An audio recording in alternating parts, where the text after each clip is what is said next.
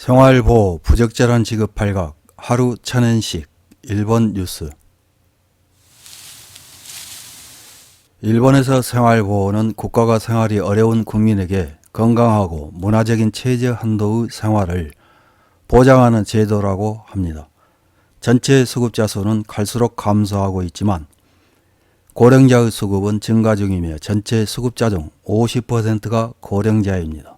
생활보호를 받으려면 소득이 최저생활비에 미달한다는 전제 조건이 있습니다. 최저생활비는 세대 수입과 후생 노동성이 정하는 기준에 의해 계산됩니다. 이 조건을 충족한 후에도 자산 활용, 능력 활용, 모든 제도 활용, 부양 의무자 부양 등 4가지 필요 조건이 있습니다. 도쿄도 23구에서 혼자 생활하는 65세에서 69세 고령자의 경우 13만 580엔이 최저생활비이며 이 금액을 세대 수입이 밑돌고 있으면 생활보호 신청이 가능합니다. 생활보호 제도를 이용하고자 할 때는 복지사무소의 생활보호 담당자와 상담해야 합니다. 상담 후 생활보호 신청서를 복지사무소에 신청하면 가정방문에 의해 생활 상황 등의 실시 조사 등이 행해집니다. 하지만 현실에서는 복지사무소 생활보호 담당자의 집요한 방해에 부닥치기도 합니다. 실제 사례로 2021년 카나가와 현에서 소지한 돈도 적고 집도 없어 공원 등에서 노숙하던 사람이 상담하러 갔는데 담당 직원이 신청하지 않도록 유도한 후 상담 서류에 신청할 의사가 없다고 기재하도록 한 것이 들통나서 현에서 사과 기자회견을 하기도 했습니다. 그래서 일각에서는 생활보호를 신청하러 갈 때는 생활보호 신청 동행 지원을 하는 NGO 단체와 같이 가라는 말까지 나올 정도입니다. 한편 생활보호 제도를 이용해야 할 대상자 중 실제 이용하는 비율은 10%대밖에 되지 않아 80에서 90%대인 유럽 국가들과는 비교조차 할 수 없는 낮은 수치입니다. 관공서에서 생활보호 대상자를 어떻게 바라보는지 짐작할 수 있는 일본 언론 기사 하나를 확인해 보겠습니다. 12월 19일 더 골드 온라인에서 보도한 생활보호 하루 1,000엔 키루시에서 부적절한 지급 발각 원래 수급할 수 있는 금액이라는 제목의 기사입니다. 군마현 기루시에서 생활보호비를 규정보다 적게 지급하고 있던 여러 사례가 밝혀졌습니다. 그 중에는 하루 1,000엔이라는 케이스도 생활보호비에는 지자체와 세대 인원, 수급자의 연령에 따라 규정된 금액이 정해져 있습니다. 원래 어느 정도 금액이 지급되는 것일까요? 생활보호는 마지막 세이프티넷으로 신청은 국민의 권리입니다. 부적절한 지급은 헌법 제25조에 규정된 생존권 보장이나 생활보호법에 위배됩니다. 당연히 이 건에 대해서는 엄격한 목소리가 전해지고 있습니다.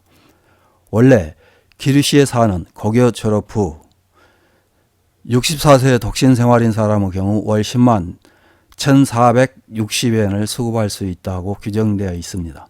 하루 1,000엔으로는 생활할 수 있을 리도 없고 새로 일자리를 구할 엄두도 못 낼 것입니다. 또 64세의 부모와 초등학생 아이, 혼자 사는 모자 가정의 경우에 수급액은 월 17만 7,690엔이라고 규정되어 있습니다. 모자 가정에서는 빈곤으로 생활보호를 수급하고 있는 가정이 비교적 많은 상황이지만 빈곤율에 비해 수급률이 낮다는 문제도 존재합니다. 실제로 후생 노동성 2021년도 전국 한부모 세대 등 조사를 살펴보면 모자 가정의 86.3%, 부자 가정의 88.1%가 취업하고 있지만 모자 가정에서는 정규직 48.8%, 파트, 아르바이트 38.8%입니다. 모자 가정에서는 어머니의 평균 연간 수입은 272만엔, 동거 친족을 포함한 세대 전원의 수입은 373만엔입니다. 한부모 가정 중 생활보호를 수급하고 있는 모자 세대는 9.3%, 부자 세대는 5.1%입니다. 일본 인구 전체 비율로 보면 1.63%이기 때문에 역시 높은 비율임을 알 수 있습니다. 생활보호에 대해 일부에서는 치사하다는 소리가 들리기도 하지만 질병 등의 사정이 있어 일할 수 없는 수급자가 많이 존재합니다. 도도부 현 중 가장 수급 비율이 높은 오키나와 현의 조사에 의하면 수급자의 31.8%가 세대주 또는 세대원의 상병을 이유로 수급을 개시하고 있다는 것입니다. 이런 제도가 없다면 어쩔 수 없이 범죄에 손을 대는 빈곤층이 늘어나 사회가 붕괴될 가능성도 있습니다. 하지만 일본 사회의 NG, 치사하다는 분위기에서 신청하기 어렵고 지자체의 대응 때문인지 실제로는 생활보호를 받을 자격이 있는 사람 중 이용하고 있는 사람의 비율은 약 20%에 머무르고 있는 현실이 있습니다. 이번에 밝혀진 것뿐만 아니라 생활보호를 부적절하게 지급하고 있는 지자체는 그 밖에도 존재할지도 모릅니다. 이런 기사에 달린 일본 네티즌들의 댓글 몇 개를 확인해보고 마치겠습니다. 첫 번째 댓글입니다. 법으로 정해진 국민의 권리를 공무원이 마음대로 지급액을 바꾸는 것은 범죄일 것입니다. 당연히 체포되어야 합니다.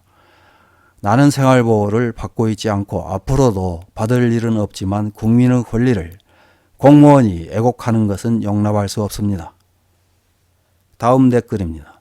이것은 헌법으로 보장받는 권리이므로 주위에서 이러쿵저러쿵 말할 일이 아니다. 기류씨는 그 보장을 다하고 있지 않는 것은 헌법 위반이 됩니다.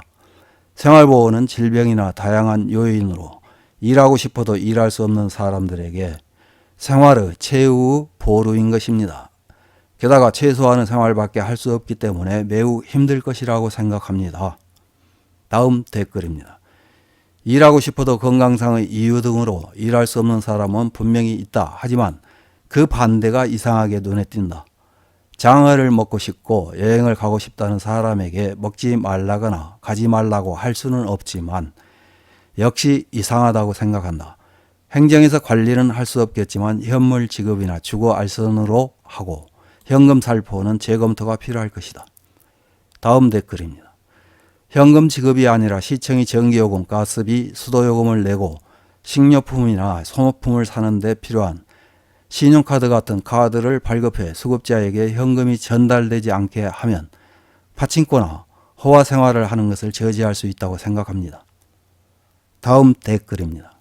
정말 필요한 사람에게는 최소한의 생활을 하기 위한 마지막 수단인데 안타깝게도 부정으로 생활보호를 수급하고 있는 사람도 있다. 위장이혼, 모자가정, 생활보호 이상 수입을 신청하지 않는 사람, 하루 천에는 원래 수급할 수 있는 금액이 아니다. 차액은 케이스워커가 시치미를 떼고 있었는지 어떻게 관리하고 있었는지 알고 싶다. 다음 댓글입니다. 생활보호는 최종적인 안전망으로 남겨두는 것이 좋다고 생각하지만 몇 년이 지나도 일하지 않는, 일할 수 없는 사람들은 전용 맨션 등에서 사는 것은 어떨까? 월급이 오르지 않는 한 서민들은 영원히 일할 수 없는 사람들을 지탱할 만한 여력은 더 이상 남아있지 않다. 이상입니다.